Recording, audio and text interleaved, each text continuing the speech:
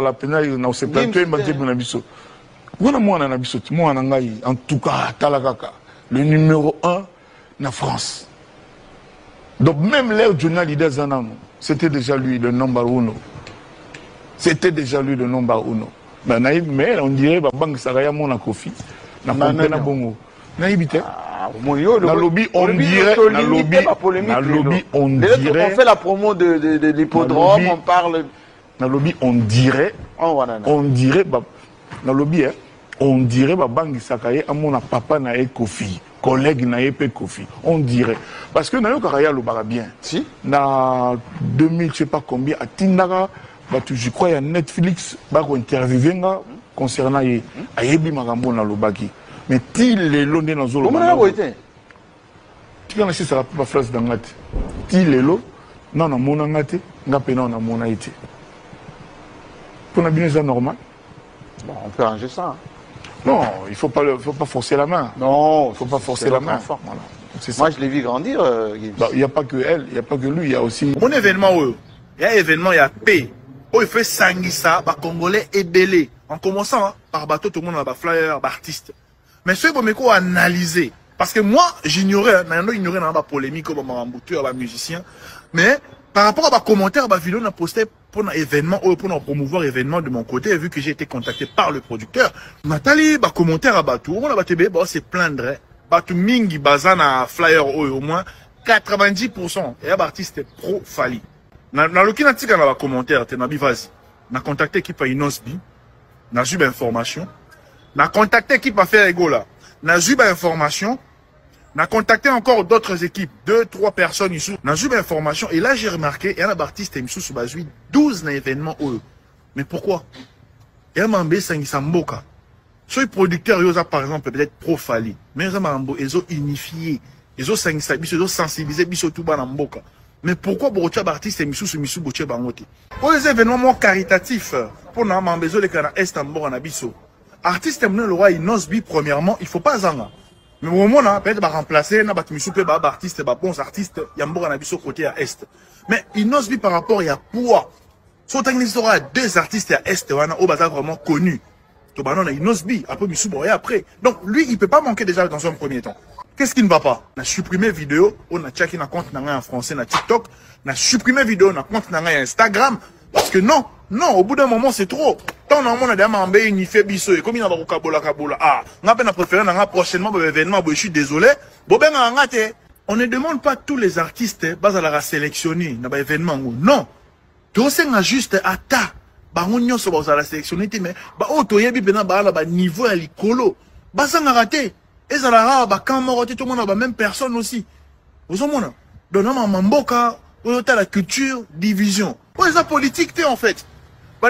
Franchement, moi je suis déçu. Ouais, ces événements moro, il fait des événements moro, l'artiste est tout bas là, pas se retrouver. Bah, on peut pas disponible, tout le monde a été disponible pour partager. Mais l'artiste là, pour partager un peu événement parce qu'ils n'ont pas été contactés. 12 événements, ça c'est pas bon en fait. Bah, organisateur, c'est pas encore trop tard, événement, ils ont le 22. Oui, bah non, des bourreaux s'est rattrapé. Miami, avec qui nous traitons d'égal à égal. Mais les Congolais du décenniement ne pourra jamais oublier ces bandas. Et c'est par la lutte qu'il a été conquis.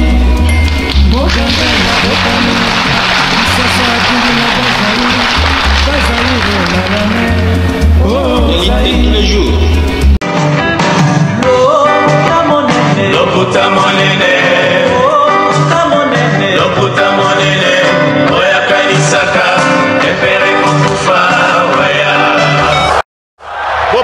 Bopusana, moyen mosusu akosa les alités. Avancez, avancez, avancez.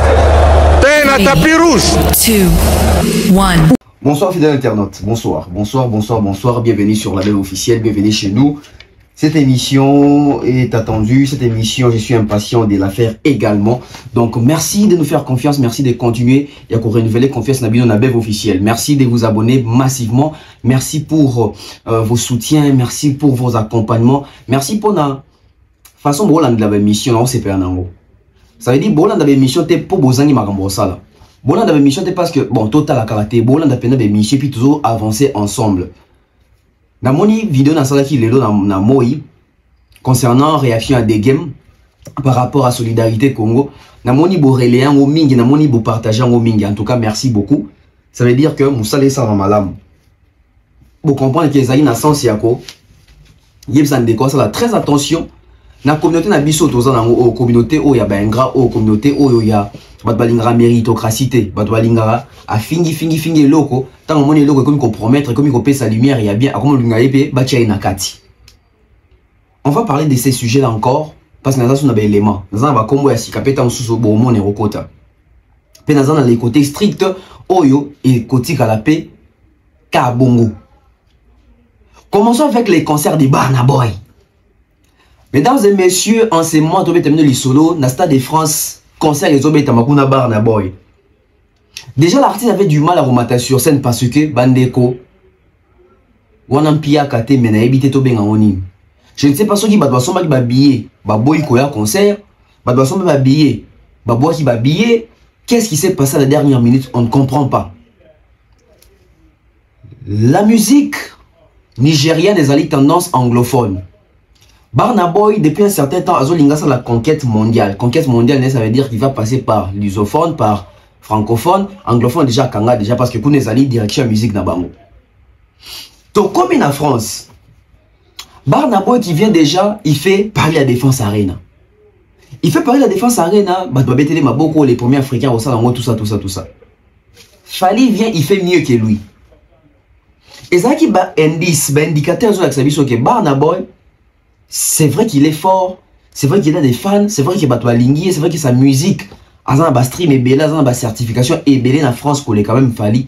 Mais attention, bateau bayo kakayo, est-ce que vous êtes capable de convertir bango na rolongwa na ba streamer, na koma penda ba fan au baye concert? C'est ça les problèmes avec Burna Boy. Burna Boy a bêté par la Défense Arena, la configuration à 32K. Et les Stade de France. Asa produit par même producteur ou va reproduire Fali Poupa. Drouillot. Même producteur ou producteur qui parle de la Défense Arena. Bandeko, est-ce que échec y a Burna Boy et qu'il a impacté sur la production de Fali? Est-ce que échec y a Burna Boy et que hôtel Isananga où il a Fali va se préparer mieux en conséquence pour la 2026 parce que d'après les résultats de mon concert Ngai Naebi Kefali va faire mieux que ça. Mais seulement, il faut une bonne préparation. Parce que, Burna Boy a sali, Naeba Kite, au fait, Batubé va apprendre, il y a Burna Boy. Nous avons des prénoms Burna Boy à Didier. Pour le niveau de la costéisme, au Salam Stade de France, mesdames et messieurs, vous n'avez pas d'idée. Bonne idée. Bolanda Ibino Moroba, influenceur à Libanda, comment est-ce que vous avez un concert? Comment est-ce que vous avez une comparaison que Burna Boy Fali? Sûrement ici, quand vous avez une réponse, parce que les images qu'on a vues de Burna Boy là, c'est catastrophique, mesdames et messieurs. Déjà à 2 jours de l'événement, aucune catégorie épuisée. Ça doit servir des leçons non seulement aux Nigériens, aux Africains, mais bien aux Congolais, plutôt c'est servir des leçons. Malgré Mpia Kanaye, il est monté sur scène. Malgré Pia Kanae, a Beteli Bato Bae. Moi, je pense aujourd'hui, les artistes anglophones doivent comprendre que les francophones ont une grande place. Et les francophones doivent se faire respecter.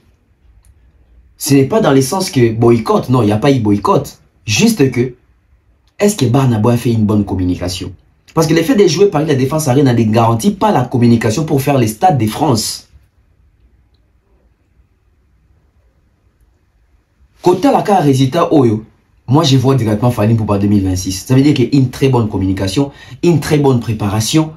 Et je vais commencer une émission demain pour les stades de France, il y a Fally Ipupa.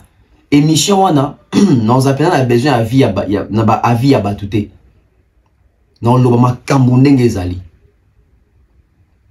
Et je sais que ça va faire mal, très mal même. Mais ça bongo. Non seulement Burna Boy va billet très cher, ça veut dire que ça doit s'y inspirer dans côté Fally Ipupa ba billet na bamba ochang bakuni. C'est quand même Fally, on ne refuse pas, mais facilitons les choses concernant les cabiens et ça une réussite. Bien à moi bien à moi ça déjà que Drouyo si quoi on s'est concentré ma casse sur Fally. En mon que or azan on a beaucoup ils a un Simba Ipupa.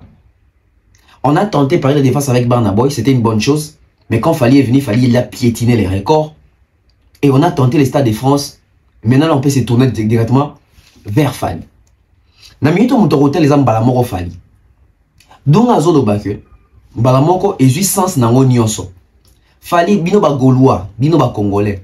Fally tcha date, Fally pesa biso date. Sûrement stratégiquement pezalaki likamouya. Regardons comment ça se passe. Regardons comment ça va se passer. Burna Boy a voulu faire la promotion des rattrapages mais en retard. Aimbi doit être filé mais en retard. Aboki Fally Ipupa en retard. Même hier moi comprenais que pour exercer bien en France, c'est-à-dire qu'il faut diembe la paix Fally. Mais diembe li Fally en retard. C'est-à-dire que les stades de France, il y a Burna Boy.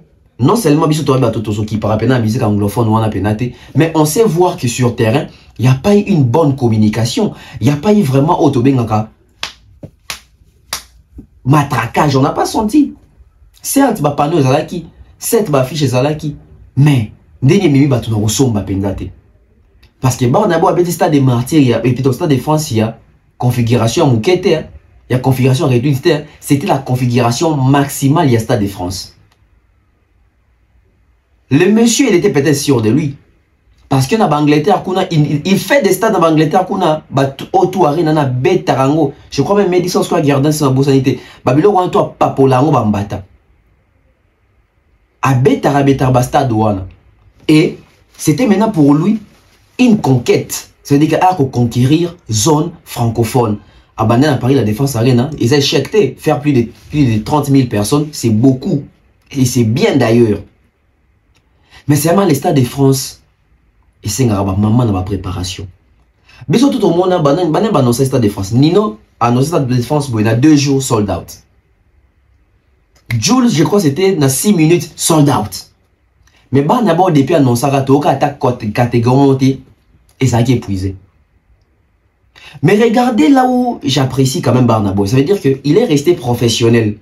Ça veut dire que Batou Bazate, il monte sur scène. Pas des raisons, main noire, balinganga, tenga, basalinga boy. Non.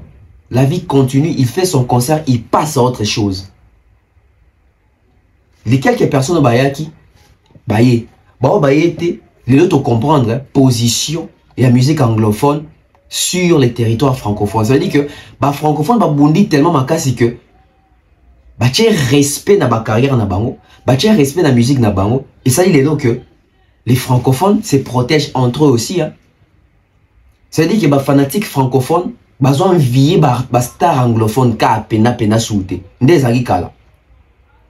ce qui est ça, est-ce que le lobby, tu peux espérer Fally ou numéro 1 Afrique francophone?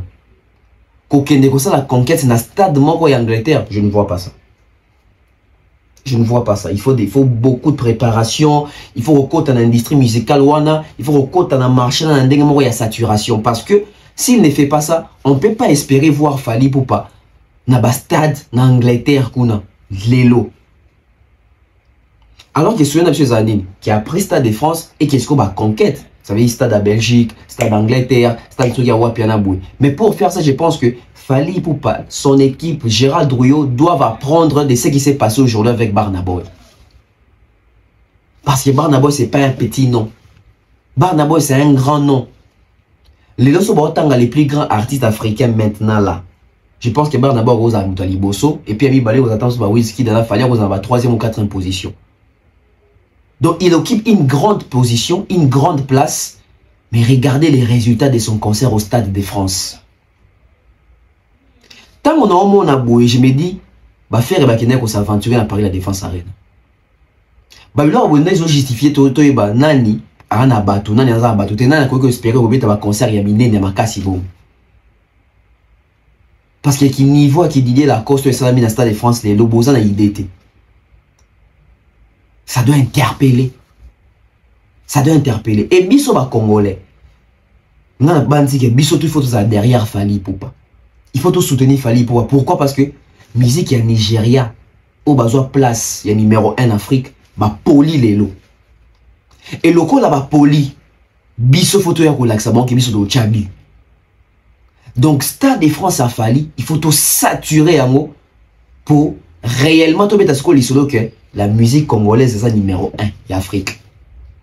Pour dire ça vidéo, Kalabadobaka qui musique c'est numéro 1, musique n'a pas numéro 1, mais tout ça bah indicateur, t'as un indice t'es là que ça qui est numéro 1. Mais à partir quand il y a concert à partir de eu Arena déjà, c'est un peu partagé.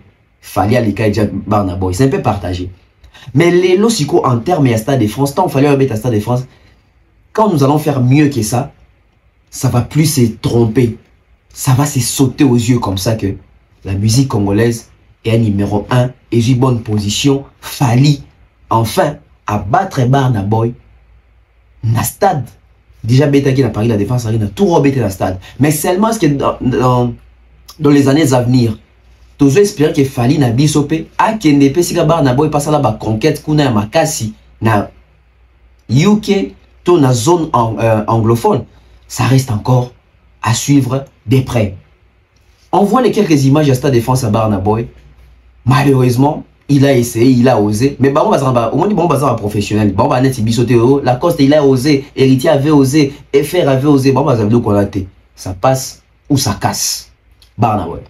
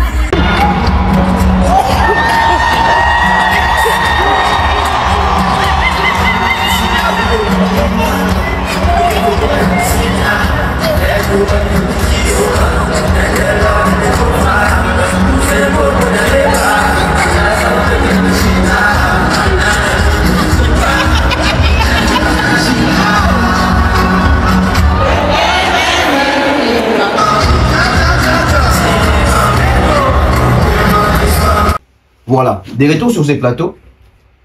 Tous les aspects moraux, il y a des Congolais.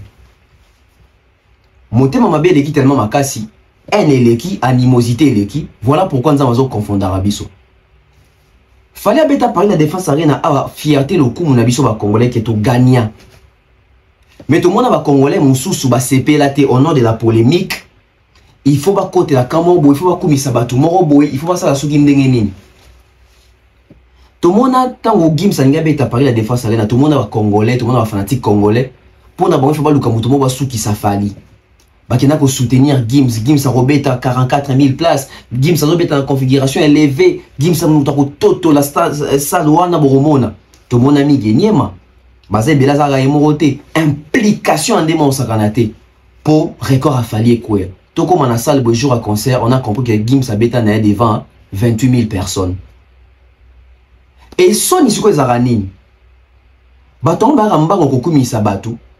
Soki batu na ba kumisi ba poli. au monde be baba tami ba kana compte rendu té ba kana compte rendu té bo qui est sous ka sous ba insistance ya vidéo ya mi gagner maintenant zo comme ça concert à Gims. C'est-à-dire que ba c'est donc à dessin. Après on dit ba en télé ba qui baza au milieu du village, ba on baza pour na motouté tout ça. Sur comme ça concert à Gims. Comme ça, on a exactitude avec les vraies informations. Mais pourquoi faire des communications genre net au niveau vexé quand morobo, au niveau vexé parti morobo, au niveau choqué net bateau, au sein moi règlement des comptes morobo. La fin des comptes quand ça ne marche pas, bozon a raté. Mi gagné malelo quand ça qui boit on a boy, on ça la maman na plein kuna.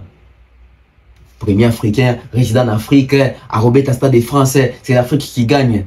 Tout c'est là-bas résultat. Bon ça na ba courage que so bo côté ba concert wana bo film ka bo ça les caméras 360 bo relax rabatu parce qu'avant concert bo za rabatu ali bosso et ko critiquer na ko dénigrer ba o ya bino. Oui, c'est l'Afrique qui gagne. Muto lingité que bar na boya a échoué. Mais tant toi ba congolais, toyé ba sika ni to tia lokolo. Toyé ba nani faut to soutenir nano ava ba to mususu. Congolais va soutenir congolais va soutenir étranger to muto mboka mususu. Mais le la animosité est ton batu. Le la haine est ton batu. Le la esprit à vengeance est ton batu. Le la besoin de digérer tel que Fali n'est dans la number one ya musique nabiso. Il faut qu'on le toujours mutumo boy. Il faut ça la mieux que Fali. Il faut que le mutumo boy là qui ça Fali, à démontrer Fali, à sous qui ça Fali, à prouver Fali. À force de chercher ça, nous allons confondre bino kak. Pour mon résultat barna boy. Gims depuis Abeta Paris la défense arrête l'année. Bossi mon ami gagné Maya plateau avant dire Nandio Beta Maboko en tout cas félicitations à mon à l'oba sous-souté. Parce que ba vidéo na ba image ezali. Communauté nyonso ba sangela ki fali pour la c'est que biso to soutenir concert ba na boy ba c'est le ba posta autre okende concert wana. C'est la posta toi kenda on dit kenda so concert. Ba yaka na ba compte rendu hein. Si quand tout ça quand est pas conscience qu'on va ça va débordement pour les cafali oh mais na bichi ba émission ngeza ya kosakanate ba ngaba se kuisa biso na bato ko to bosa na ke bazala rasu na poto na po ba yaka ka koseka fali ba safali ke wana niveau te bar na bo aleki o Gims aleki o na ba résultat to tu mona o venez contredire venez nous parler venez nous dire na moni obuso ko se baser que oh bar na boy aleki fali na ba certification en France oui collé comme dans la certification et ça bien mais est-ce que ko convertir bato wana ba ya concert. C'est ça le problème. Déplacez ces gens-là. Déplacez les chiffres que vous faites. Les leçons que vous avez Spotify, ok, partout. Bah, on a chiffre. Il y a les colos que les Fali, 10 fois plus que Fali, 16 fois plus que Fali. Mais déplacer, convertir par toi, on a si on a la virtualité à streaming. Ou comme ici, bah, moi, si on a les côtés palpables, tout le monde a bango. Au poste à gagné, ma. Nasi Botanga. Nasi Botanga. C'est-à-dire que ça encourage que c'est les premiers artistes africains ou résidents en Afrique à Betista de France. Boya Perokoma, c'est les premiers artistes africains ou résidents en France à Betista de France à Sali Lacoste. Boya Perokoma bongo, on a Bokomate. C'est la disparition totale. Backstage, on va essayer d'avoir un peu d'image pour demain avec papa qui est là. On va faire le nécessaire. Ok. Merci Banambo Kabotali Bisso, bon ma province bien sur la ville de Kinshasa, son excellence. Mais c'est l'ambassadeur maître Gims, lobby, Bandeko Bosso, continuité théorique pour la place de l'Union, c'est 44 000 places. Et si depuis notre format, Kabaki, tu vas pouvoir les mater. De logistique avec Gims, number one, star mondial. La fois, on va quitter. De 27 000 kits. 27 000 kits dans le star mondial maître Gims. Donc, lobby to Rosala, autre équipe balance, on a la Sabino Bandegotou, ou l'Inarabiso, on a Moroun.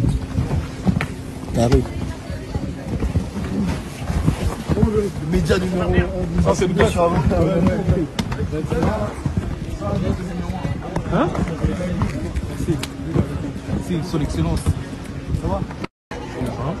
Backstage, on va essayer d'avoir un peu d'image pour demain avec papa qui est là. On va faire le nécessaire. Ok. Merci Banambo Kabotali Bisso, bon ma province bien sur la ville de Kinshasa, son excellence. Mais c'est l'ambassadeur maître Gims, lobby, Bandeko Bosso, continuité théorique pour la place de l'Union, c'est 44 000 places. Et si depuis notre format, Kabaki, tu vas pouvoir les mater. De logistique avec Gims, number one, star mondial. La fois on va quitter. De 27 000 kits. 27 000 kits dans le star mondial maître Gims. awa lobi tokozala awa oyo toyaki balance na lakisa bino bandeko tu okolingaka biso toana moun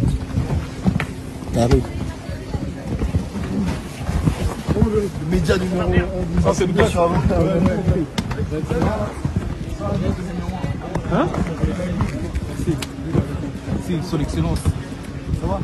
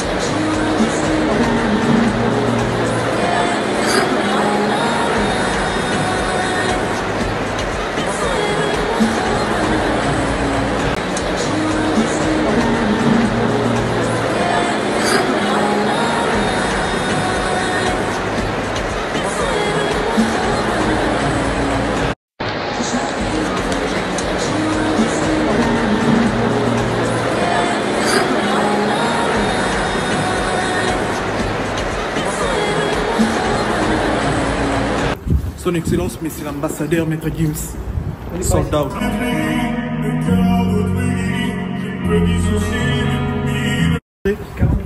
44 000. Waouh. 44 000. Son Excellence, Monsieur l'ambassadeur, Maître Gims, soldat. Son Excellence, Monsieur l'ambassadeur, Maître Gims, soldat.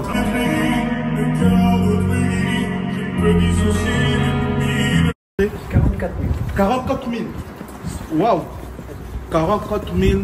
Son Excellence, Monsieur l'ambassadeur, Maître Gims, soldat. Son Excellence, Monsieur l'ambassadeur, Maître Gims, soldat.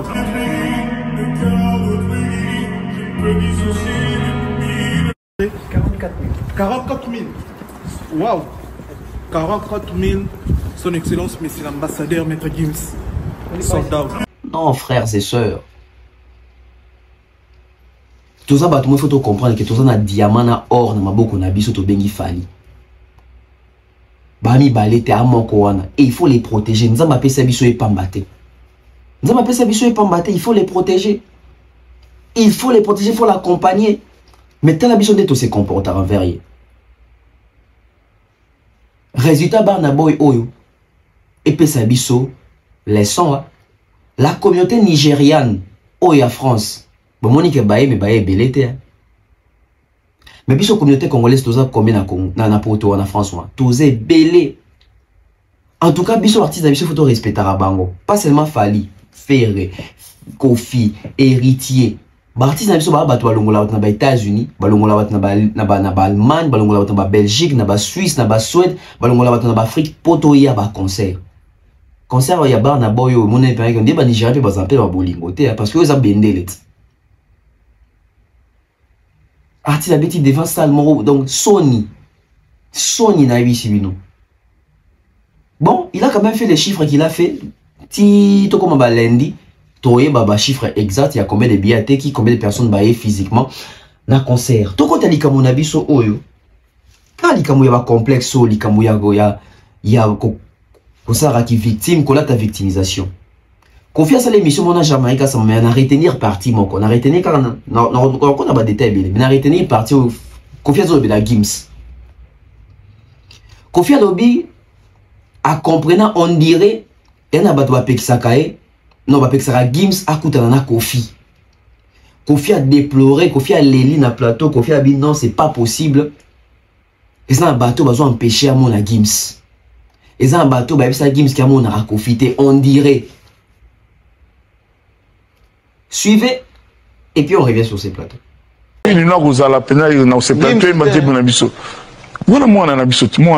En tout cas, Talakaka, le numéro 1 en France. Donc même l'air journaliste c'était déjà lui le number 1. C'était déjà lui le number 1. Mais on dirait que Bang Saraya mon Kofi n'a pas bongo. La lobby, on dirait. La lobby, on dirait. On fait la promo de l'hippodrome, on parle. La lobby, on dirait. On dirait. La lobby, on dirait Bangi Sakaye à mon papa na Kofi, collègue na Kofi. On dirait. Parce que Nayo Karaya le bara bien. Si. Na 2000, je sais pas combien, à Tindara, je crois, il y a Netflix, qui interviewé concernant Ayebi Magambo na Lobaki. Mais il est l'eau dans le zolo. Comment été? Tu as ça la place dans la il est l'eau. Non, non, mon angate, n'a pas non, mon été. Pour la bien, c'est normal. Bon, on peut ranger ça. Non, il ne faut pas forcer la main. Non, il ne faut pas forcer la main. Voilà. Moi, je l'ai vu grandir. Il n'y a pas que elle, il n'y a pas que lui, il y a aussi. Au fait, des retours sur ce plateau, moi je pense il faut te aider l'artiste d'Abisso, basé dans la compréhension, hein, compréhension universelle. Kofi Olomide, camarade Adjanana, n'est-ce pas? Camarade Adjanana. Si vous êtes artiste d'Abisso, vous allez camarade. Il y a papa, il y a moi. Ça veut dire que vous en avez accès facile, ça fait tout est bouquet. Ba Gims on a artiste à Moukete, ba artiste à Minene. Yo mo Kofi Mozo beta l'histoire Gims Obi qui a numéro 1 même temps donner l'idée déjà à na envie. Donc ça dit que c'est pas un petit artiste. Attends la pas fonctionner na calendrier. Attends la pas fonctionner na calendrier. Ce n'est pas parce que Azamou na Djanana qui est beaucoup taillé partout na banganda ba congolais to na masanga ya ba congolais. Et na masanga o ya monanaka parce que na mona ki Kofi na zone ngala tsa batusu ba nkawa main noire ye balinga kete ba diaboliser Gimsa monaka été. Mais est-ce que bisika o Gimsa fréquentara Kofi fréquentara ngo parce que tant ba célébrité ba kutanaka entre bango ce n'est pas parce que ba pesa na ba rendez-vous mais ba kutanaka par occasion. C'est la même chose que bato a Kofi bazo ko digérer tende bazo mona rafali na didi bazo kutanaka mingi bazo kutanaka te pour pesa na ba rendez-vous. Bazo kutanaka parce que bazali ba égérie ya ba marque moko pour baza ba ambassadeur ya ba organisme moko. Ça veut dire que les lois qui UNICEF a organisé manifestation ya mounen il faut azana ba ambassadeur na vous allez retrouver et Didi et Fali là-bas. Vlisco so basali makamune a onakin so ki Didi azana kin so Fali azana kin bo kutana kuna. So ki balmain alors ça a défilé à Bengisi ba égérie to batune ba somba rapenda ba sara ba publicité ba marque nae bomo na Fali kuna bomo na Didi kuna. C'est ce que Kofi na batune à quartier il faut pas comprendre. Donc si bomo ni pe Gims ça coûte na quelques fois na Fali, quelques fois na Dadju, Gims ça coûte na somba nani ona boy ezalité parce que ba sara ba rendez-vous faut pas coûtana. Et peut-être sur coûtana ça veut dire qu'il parle industrie musicale. To compte comme industrie musicale. Kofi Olomide na ba interview na le barake les lobbies ba contacté quand les aki au somi CD nayo au sali CD nayo 100 000 exemplaires vendus mais les lobbies te banani ba contaka ba streamane uta wapi ba chiffre on a ba vu na ngwa kontarango etc. C'est le même Kofi non société mobile micro snap wana na ndimite ba Johnny l'idée ba si bazwa kuna tout ça ba tabula et ba compter ba Michael Jackson. Ça veut dire que il ignore la présence il y a une industrie musicale il y a l'élo. Si ceux qui n'est pas déconnecté na connaissance il y a une industrie musicale à l'élo au moins na Gims wapi. Et tant au moins bo solani parce que ba Gims wana so kutane ça veut dire bo sola industrie musicale l'élo. Si ko yo déjà artiste de mo bozo rejeter en bloc ma vu il y a nouvelle technologie. Si ko so kutana ba ngezali pona mbote to pona ba projet. Ba artiste na biso bango moko ba mitchaka ba battant dans les roues. Tango ba ko on a place mo bo ça veut dire que yo Gims poteka ateka na stream ba viwana ba snap wana ba certification tango yozo ozo s'attaquer na ba donc on va peine à niveau ya ba vie besoin pesa ba disque ça peut kala mingi te alors ah maman mon biso biso na ba ngale ki ba vie taboulé ba vie Luambo a Pepe Kale ba Madilou Papa Wemba nana petit na ba on la leki na ba tant na bana musique na kuta ineni soko bimisi nze mona producteur la bimisi avant que na usine compressé ba CD le wana liboso ba vinyle 33 ba 33 tours après comment ba CD ba ça andeni na usine limu bimi ba pressé ba CD le lo ba ki ba pressé 20 000 lobby 30 000 lobby 15 000 lobby team ko 100 000 100 001. C'est-à-dire que l'équipe 100 000 un CD, comment tu peux payer disque d'or. Ngai ba disque d'or ba pesanga pour ba loi ba V12 ba attentat et les cas ba 100 000 vues. C'est-à-dire que la peine à SACEM pas ba fouta ba droit d'auteur ba pesanga mbongo ya ke muto oyo banze monete kami 100 000. Bon, société mo bimi lelo na ebite so ba journal l'idée na ba tabouler ba yeba kango na ba Michael na ebite c'est na ndenge na tete alors na ebite so ba yeba kango pour ngala tikala na mona ba disque d'or dessous de nini ya ba Michael ba James Brown ya ba mais société na oka comme na ngote mais je respecte la société. OK.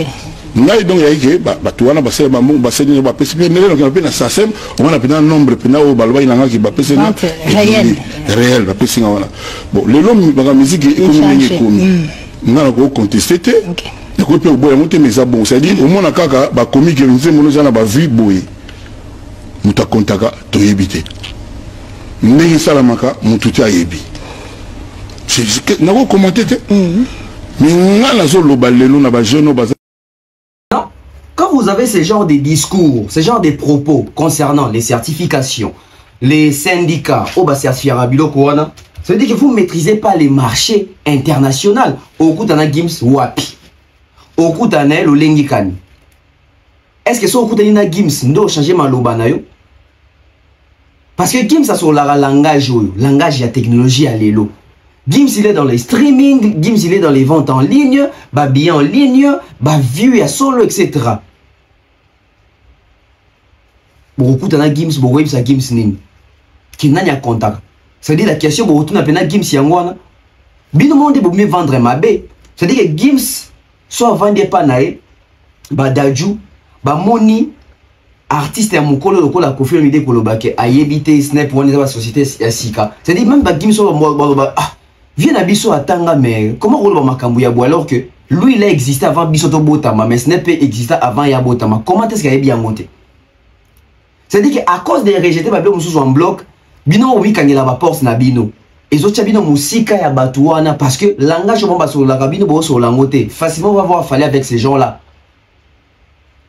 Facilement tout le monde a fallu na Gims, fallu na Daju. Bon le même langage. Bon maîtriser les mêmes systèmes. Bon maîtriser la même industrie musicale, bon maîtriser la nouvelle technologie à musique. Mais binoté.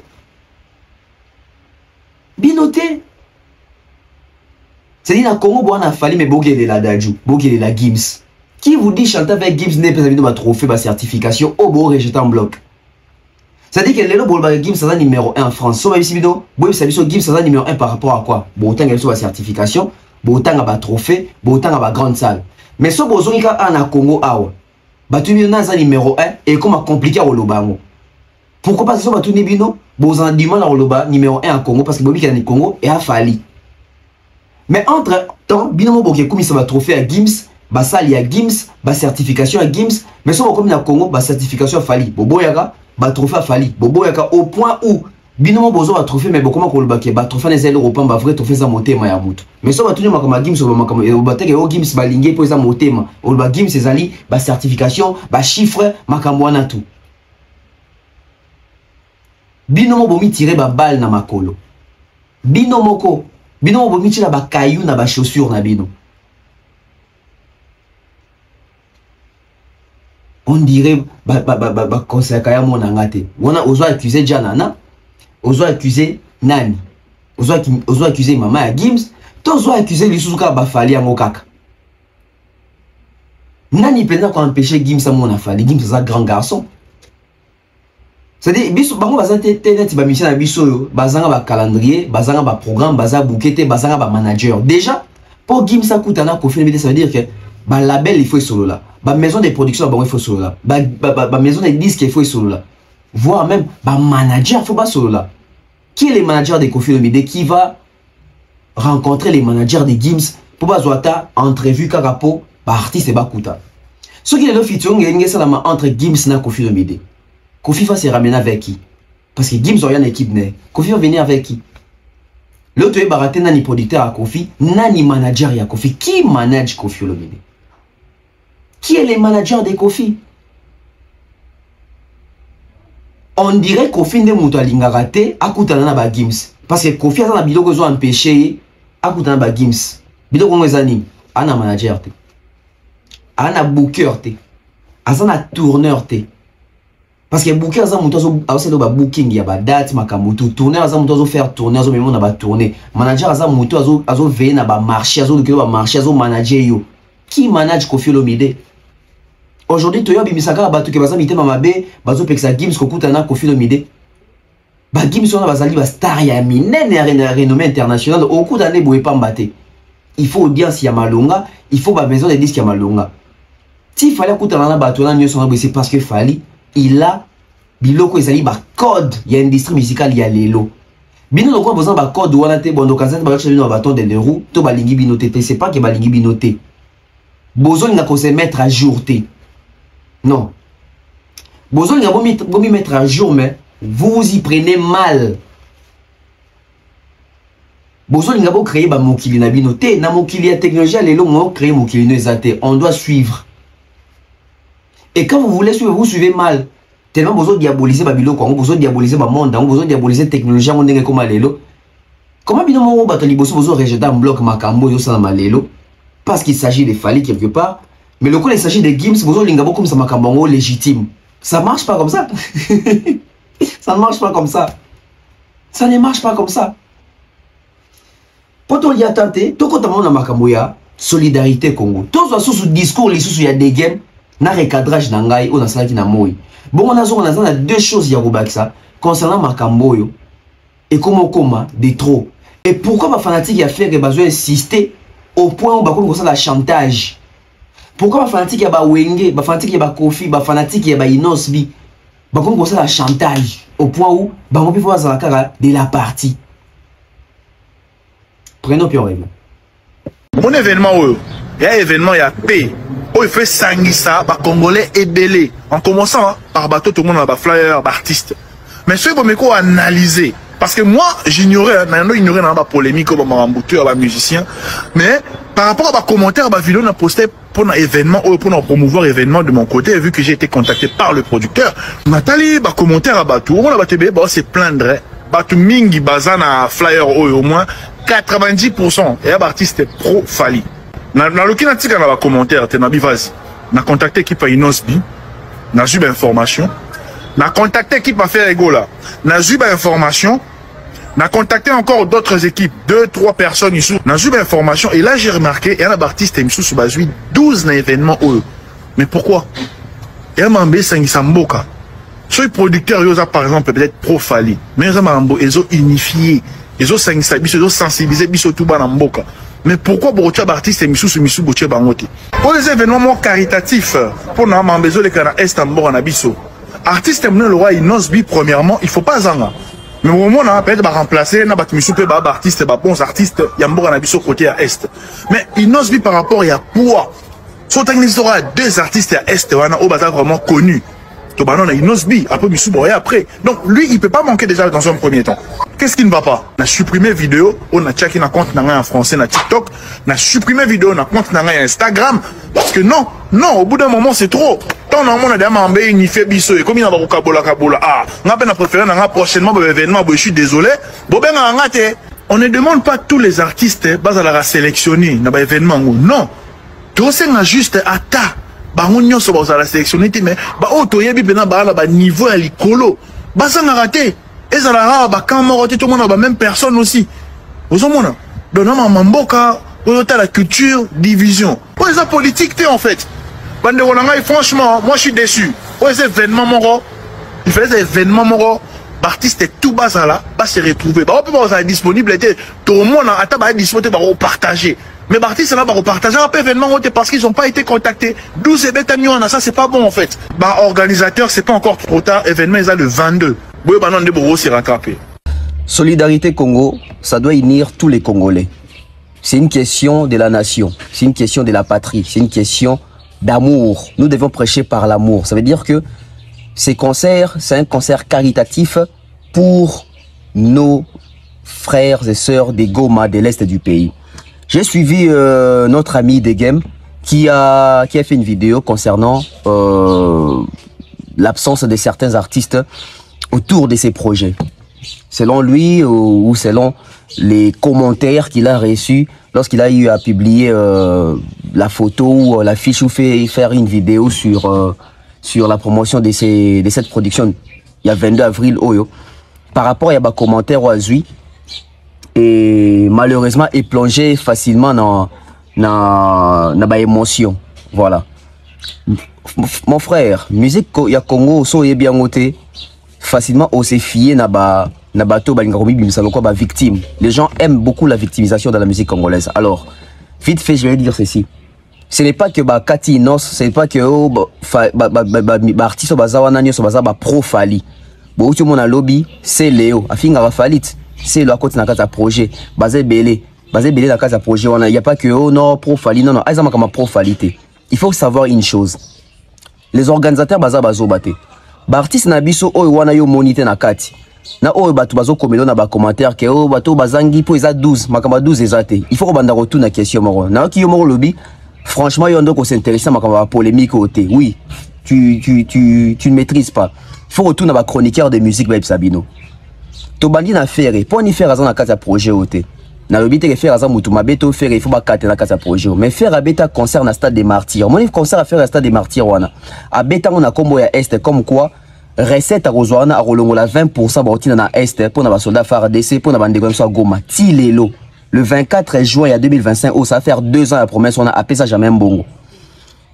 Dès qu'on a biso papa Kofi Olomide, légende, à Kenda Robeta concert na Rwanda. Et l'Icola podium ya Rwanda, ya arena ya sogi ya Rwanda, aloba babete la Kagame maboko. Na kati ya concert wana. Dès qu'on a biso Inosbi, oh bozo kanzati basali edu sogi ndenini. Biso tout au vanda out, mona Inosbi. À l'écran interview, je pense que la conférence de presse, il a dit nga so apesi ngai cop na ki robeta na Rwanda na ki beta. Nga na zoeba à l'époque to saka kutu émission nga ina demeure pour na wisa Inosbi makambo lobia na vexé tellement ba congolais na bato bazala choqué na weba ki Rwanda nde bundisa rabiso. Salata message rosenga pardon pour na ba propos non de vexé bato. Inosbi est passé chez Bosolo na politique pour na roloba ki na ko s'excuser té. Fin de faire s'excuser qui t'a monnaie que makambo ba grave comme ko boycotter même pas na mona Goma. Ça veut dire que makambo to ba acte belé ba artiste so posaka na ba passé ceux ont rattrapé ba on na ba présent awa tout ce ko ba bouquet misère tout ce ko ba bouquet misère comme quoi ba lingi mututé ba cochonner mutu main noire, il y a pas de main noire, il y a pas de 12. Ça veut dire que makambo ba saka na ba passé ils ont rattrapé ba on lelo ouais rason na beta concert na arrêt la Grand Paris alors ben que na concert na pe rolongo la 20% va pesa na S ça va faire 2 mois lelo na pesa té.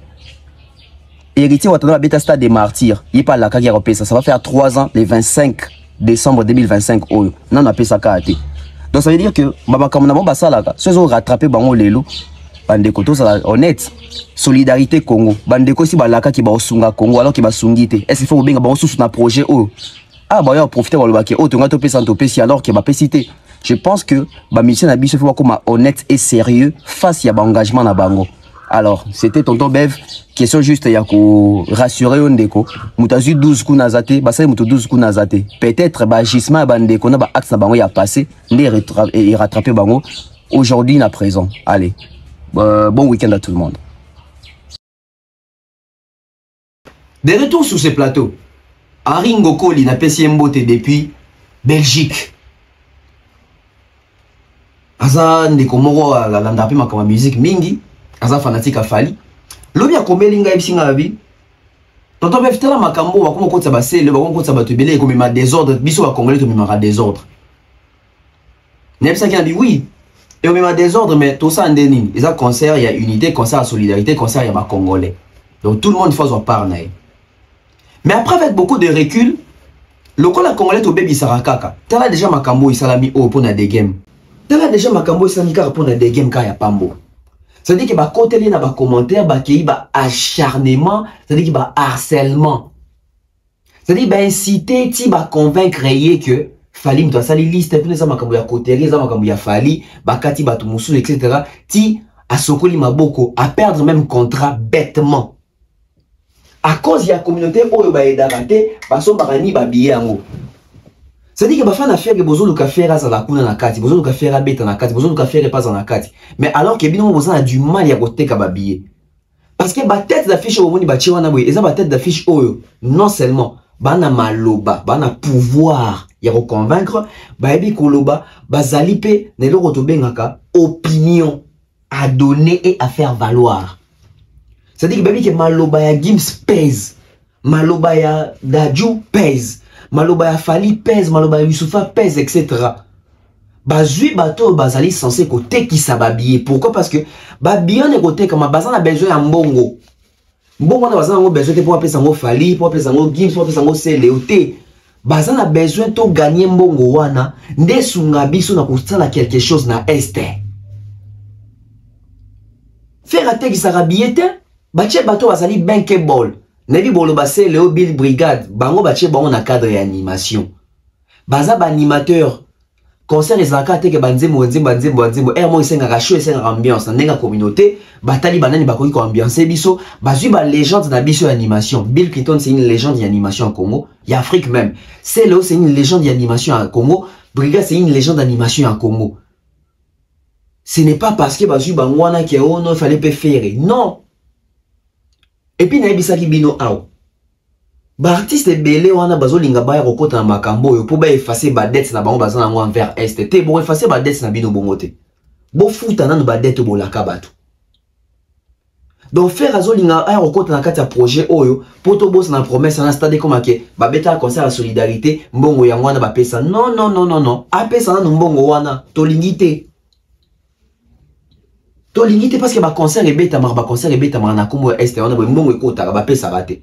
Alors c'est pas parce que les solidarité congolais qui bateau baza jana banyongo est ba ko bata manakati ya concert opo koma ke allez lokwa basangana ki bango nyonso mbongo esi ba pesité mutoko kima azate o la kara est pesa est o la kara est pesa est totika makambo wana lokuta wana ya koya ko diembela ko bata manasima ya bato parce que souci ba golo ezani. Souci bagolo bazo mema biso na makambo basela la biso chantage na francophonie awa. C'est la même situation. C'est même malheureusement tout oyo ya makambo fachité. Ya makambo ya Congo na bino até. Ça dit que c'est la Macron chantage. Na monoroni na langue ni. C'est la même chose. Bangonde bayakat. Oh data eza fali francophonie Vivendi signa dina faire. Faire muto yi bien fallait y faire date le kuta. Bakoko ko démontrer en hauteur tout le monde a basango bakena ba Vivendi awa akena Vivendi kuna zo ba vraie information azanga moya wa pesa on akina et comment o soki na lobby so na lobby en faveur à Fali ba bakena côté li Fali so lobby en faveur à Gauthier ba bakena côté li Gauthier ali na sokoni ba bona tikité eza pour yebi information zo ki kuna. Ferre n'a jamais été contracté par Vivendi, ni contacté ni contracté avec Vivendi. Ferre bazwa na makambo ya ba Isidore Kwanja. Na nuit de la francophonie ou vieille za ba créaka ba Jésus Noël cheke na ba Patrick Mouyaya. Fallait tant mona ki buzo be koti nde fallait à se retirer kana buzo ba wa. Ya ba nuit la francophonie fallait à se retirer na les jeux de la francophonie à se retirer kana les nuits de la francophonie pour mona ke bu senzi na buzo be kotaki. Ba fanti a fait le temps faire à ça se retirer ba bani. Oh, il faut imposer les respects, tu imposer respect. Mais ba to liboso ba kende ko la ba mama Denise na ba Fati kuna po na ba David Manga po acha ba na francophonie. Ba linga ba meka la même chose. Congolais kakaboy. Oh non, Fali, ba misa ba sakuna ba pro Fali muto asali liste. Fallait sa liste. O isa makambo Itali Fali teza makambo Itali musique, Itali makambo mboka. Itali pe ko sungana bandeko kuna ela makambo Fali te. Oh, la majorité 80% za kuna za pro Fali. Bolibol ba ke Moïse Mbia za pro Fali. C'est que Mike Kalamba pe fa ça fala silika. Fait tout le monde ba fanatique Mike Kalamba ko silika ko ba ke Fali ndenge nini za kana Mike Kalamba meto moni o Moïse Mbia na kopo. Il fallait ça mabongo. C'est Léo s'est retrouvé kunat. En fait, souci ba golo ba linga ici gagner son visibilité zali faire et pas mon na faire profiter de la visibilité si ka Fali azali. Na makamba francophonie zala ki bongo.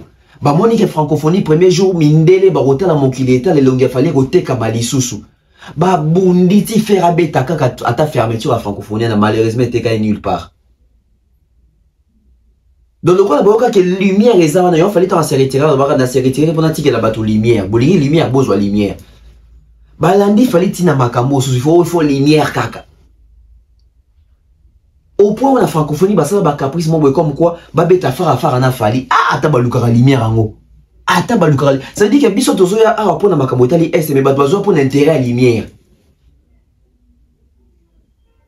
na pesi mère mbote na Belgique maman esika zali na pesi mbote ala na rappel officiel mingi atienga mo pis mora l'oreille na moni ah mère a boulé bien ça veut dire que souci à bagolo na faire les années souci na bango ezali que faire passe na kati ya concert wana Bercy a bénéficier d'exposition wana comme ça mindelo baroyana bétranger baroyana bwe faire esoka sisi koyemba na suka loba rendez-vous le 7 juin à l'ING Arena comme ça batona bayo ka faire akobeta balanda kuna souci na bango ezali ba sa promotion voilà souci na bango ezali ba dembe la visibilité ya Bercy que faire étant romata yembi na suka pesi bango message que j'ai un concert le 7 juin asa même capable que le 7 juin c'est aussi un concert caritatif venant va soutenir l'Est Lokuta souci à bagolo zawana le quoi bon roté ka ba billet ba liba profiter de la visibilité à avril le 22 comme ça faire ba indele boyana ba billet ba africain ba bete ka robeta le 7 juin ba moi partir en concert on a ne lutte na bango ngwana il rezo so bon moté mal koleka na ezata ba zo mona ke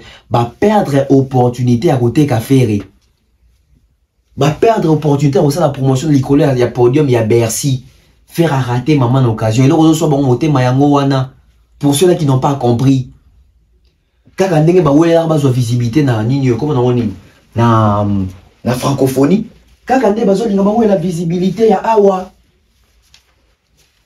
le ko la bazate zo sala bango motema passe zo chagriner bango et au nom de ça baza capable pe yango ba comme déjà pour la tango fallait au même noir fallait finir faire il fallait finir inos na check bino ba vidéo ya inosa makambo esali ki inosa se retrouver ate et ça ba discours na biloba loba na yemo kwa kena loba kuna na conférence de presse na soki na Goma soki wapi au non ga soki concert na Rwanda na Kebeta ah papa bon ils allaient lutte contre ba Rwandais wana yo bi ke au Kebeta na Rwanda kende ko sa manifestation na Rwanda pour ni besoin linga bo s'impliquer na makambo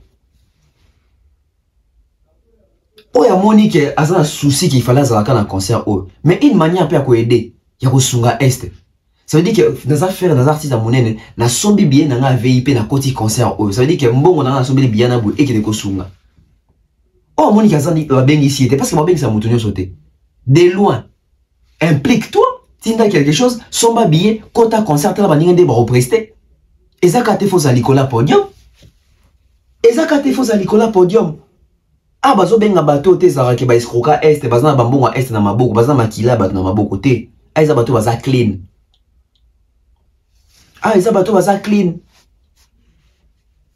et puis aiza kate bato tu basi basunga est te aiza bato bazali clean bazana bonne image ba défendre la cause basanga le ba défendre cause ba o basi balaka bato ke ba kosunga na est bo sunga na no boya na concert bo ko diembela te congolais karaboui to ko bebisa déjà image loko to ko bi ko bebisa yango pour congolais musa na ko bebisa ko détruire c'est ça les congolais détruire l'image de la chose ko bebisa osature ya likambo to beta masono mususu les gens nous ramènent ici avec des polémiques à deux balles il fallait faire il fallait une noce pour ani bazate pour bazate pour bazate que sa billet et les ils sont côté que sa billet ça na public wana te faire même il y en a qui souffrir dans ma Belgique il est monté au son ba billet pour pouvoir revendre sur combien de billets au texte ça pour na a souci na boza ka ke ba matana scène wana Bercy le quoi faire dans na beta na Bercy te souci ba gola faire akota ka Bercy na matana podium wana boy mindelo bazana na boy ba fano boya pour na Gims ba fano boya pour na Daju ba fano boya pour na Youssoufa ba fano boya pour na ba Tiakola Melo ba fano boya pour na ba Guy de Besba ba fano boya pour na public jeune wana ba fano boya pour na Fali ouais ba faire été souci na ba on ke ferailler ba na pe pa batu wana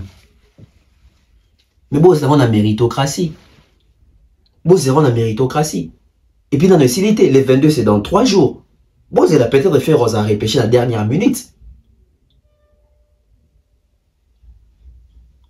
Bon, moi, je vous en concert le 7 jours. Bon, il faut déranger Bino. Problème ni. Mingi na debondo ba ke obola mbabolia. Beaucoup mo kamwe lengi. Beaucoup kamwe lengi te. Bon fout dans nous nanu. Il y a 2 ans, ils ont qu'il 2 ans. Ah, on est boya bimisa bonne foi. Non. Soyons réfléchis, soyons cohérents. Souci na bango, faire matana podium wana, public oyeba qui était et puis ça la discours qui est comme quoi les 7 jours dans un concert ba l'année dans concert wana. Te. Bino souci na bino donc bino objectif na bino ka ke partout où habite les est bien faut boya bossa tu vu bo gagner lango public bo gagner lango audience pour bénéficier dans concert na bino et sans rien donner en retour. Non, il faut arrêter ça. Il faut arrêter ça. Qu'est-ce que fanatique Inos Bi mutoza contre Inos kuna zate. Mais seulement à propos Inos Bi nde mutemi makambo ni se mimi oyo. Et les leçons de Botolbani bazoba même en termes ya audience na audimat Inos Bi za ya okita. Faire et n'en parlons pas. Faire et n'en parlons pas. Et bandaka bona makama francophonie des autres tellement kotaki makasi faire et se retrouver ba pesa pe lorote. Bozo monde. Likona ko zo place eza ya binote ko likoma visibilité o eza ya binote faire ego la beta concert francophonie ti lelo ba pesa ta différente en katana. Est-ce que ça c'est une bonne chose? Est-ce que ça c'est une bonne chose? Et c'est tout que makambo ko disa makope ba mbongo te. Tango ke su kuna beti kuna ba pesa mbongo te comme que o nga kuna pesa mbongo te alors que aiza makambo te do ya pesa ba mbongo aiza makambo ke boya to beta to récolter mbongo to pesa bandeko. Je vous dis ça, ils ont na bango bazo linga basala bon, ça veut dire que faire sera comme wana yembi ba déjà ba yebi ba oye ba ye ba o ba kete ba découvrir et nasuka a annoncé ba que les 7 juin robeta na ING Arena a rodo ba même que na robeta sous concert litratien ni caritatif boya mindena no ko ba mo éviter ba fike be de ko ba éviter. Donc il veut faire la promotion même de son concert ING Arena na concert ya Makambo Italie Est. Nde omoni loko zo so ba gola wana bazo mona ba rater maman na bu maman na opportunité. Concert ya ba na bodo kwa na zona en temps réel. En tout cas, na début on a vraiment ça faisait peur mais na autoti au monde tina presque na souka un concert mesdames et messieurs. A saline autant la zelaté mais bravo à Burna Boy. Congratulations to Burna Boy because it wasn't easy to do that. C'est-à-dire que sali makambo bo to no s'attendre na ngote. Et ngai po na kota lango c'est une réussite. Pour na artiste oyo, aza artiste anglophone, France ezali pena fief na été, les milliers francophones ezali pena fief na été, faire ce qu'il a fait là, c'est pas mal quand même comme résultat. Nela Sabinoti il a dit to ba nombre exact bato ba koti mais en tout cas c'est pas mal comme résultat, c'est une bonne chose. Biso sko ba congolais et tikali sko tourne biso.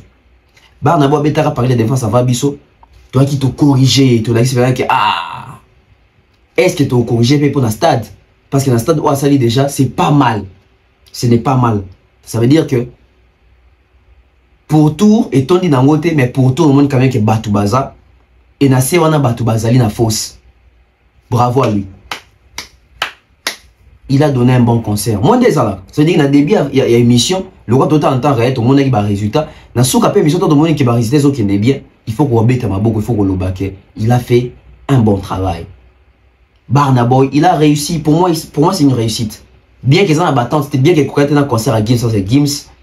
Ça va, Gims Vena. Étonné dans mon pété, sur un négatif, parce que bah vite pèse à Gims, mais par rapport à Gims, Gims à côté ici, à côté de belé dans le stade, que tout le monde a Burna Boy. Mais félicitations à lui, et sa fief n'a été, mais il est venu, il a fait ce qu'il a fait. Ça veut dire que musique n'a y musique y a anglophone, et côté salaire, et puis ils ont tourné dans l'industrie. Ça veut dire que musique anglophone est côté dans le marché français. Burna Boy a démontré qu'il a parlé de la défense arena, plus de 30 000 personnes, avec au démontant dans le stade de France, on a moni, bon, par estimation, on a estimé, en tout cas, on décolle l'équipe à 50 000 personnes dans le stade. On décolle l'équipe à 50 000 personnes. Bravo à lui, félicitations à lui. Bien qu'il s'est rattrapé dans le retard, il a dit, mais la moi, Fali, Nanzembu, Nana, il a moi, Joe doit être filé, mais ça, la stratégie, peut-être ça, et ramener les bateaux et ramener eux. Donc, les Congolais, to changer mentalité na biso. To ti okota ki Congolais na makamunyo so tozo bebi ça. Concert à l'événement, ils a concert à maturité, ils a concert écoute na palmarès à Moutouté. Pour toi apaiser bino. Et le matin que Fali m'taton ça qui Bercy pour la deuxième fois les sous-souté, ils a concert mort communautaire. Ça veut dire to sangani, communautaire dans le sens que biso bato communauté to sangani, mais et qu'il a échiquier international pour nous dénoncer, pour nous dire que tous allez contre Makambo c'est ça les messages qui doivent être passés. Pas les messages qui va finir, Bachenga 12 Makambo, Macron, organisation minena et yebi Makambo binoté. Bon, c'est la mokolo francophonie à Kinshasa, tout que ça sous fali chantage, on a fallu assez retirer, comme ça tout la place il a fallu. Mais ah, on a besoin quand on pas place à fallu. En tout cas, beau pipi. Né bandolo bakal. Parce qu'à un moment donné, il faut avoir honte. Il faut donc Sony. Ou bah fantika ndeni bakendaka kolela po bakoti la bango star na bango. Bino bolela rakaka. Francophonie et a boleli bakoti sa biso pe faire, bakoti sa biso pe faire ti ba pesa ki faire na bino place mais ba pierre pe logote. Bino bolela rakaka. Et comme na concert a wera kuna boke bo tie wera makele boleli batanga comment faire, batanga bino comment faire. Bon, bozwani. Et comme sous na makamo o boza su kolela finalement faire azali faire na ba fantika ne boza ba fan pleureuse. Pour n'a pas matin les femme pleureuse, mais bien vous avez fan pleureuse. En tout cas, vous continuez à lire bien parce que ça vous rend ridicule. Et les organisateurs de Solidarité Congo, ne cédez pas aux pressions, ne cédez pas à l'influence, ne cédez pas à la pression congolaise. Les côtés émotionnels, ne cédez pas, ça restez professionnel. La chose qui a été préparée, faites ce que vous avez préparé. Dès lors, vous allez commencer à improviser, à faire de l'improvisation, à sortir de votre cahier des charges. Vous allez abîmer ces projets et on n'en parlera plus. Les Congos et les organisations congolaises ont toujours été réputés pour commencer et pour ne pas avoir la suite. C'est-à-dire que la première édition, la deuxième édition, ils ont raté. Tout le monde a un festival, tout le monde a un festival Fulangeng, tout le monde a un makamobélé à Congolais. C'est-à-dire que Congolais au Bandalelo, il y a qui suite et zalaté. Ce qui est beaucoup ici désordre. Si vous amenez les désordres, les côtés improvisation, parce que tel a dit, pour mon nation, ma bête, tout soit faire et tout soit confit, tout soit ouera, vous allez tuer ces projets et ça sous la sens. Bobo santé projet où ils allaient pour la gloire et à batouté. Projet où ils allaient pour la revendiquer, puis pour la mémer la sourire dans la bande qu'on a vu sur l'Est. J'ai mes limites ici. L'objet aussi la analyse more approfondie sur Stade de France à Barnaboy et projection Stade de France à Fali Poupa. Parce qu'il y a autre monde déjà. On espère que Fali doit faire mieux. Parce que Fali, quand on excuse, c'est parce qu'il y a le banini. Ils ont fief naé. Ils ont la zone en francophone. Félicitations à Barnaboy. Après ce qu'il a fait, c'est pas mal. On se retrouve très prochainement. Bye bye.